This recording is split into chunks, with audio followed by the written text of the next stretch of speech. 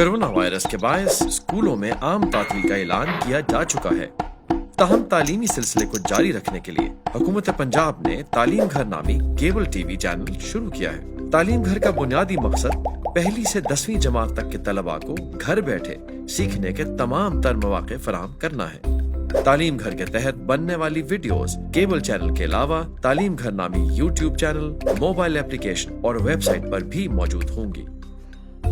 Video مواد میں science اور ریاضی جیسے مضامین پر اردو اور انگریزی میں لیکچر دیے جائیں گے۔ تعلیم گھر کے تحت بننے والی تعلیمی ویڈیوز قومی نصاب اور طلباء کی ذہنی استعداد کے عین مطابق ہیں۔ عنوانات کو دلچسپ اور قابل فہم بنانے کے لیے اینیمیٹڈ کرداروں کا استعمال کیا گیا ہے۔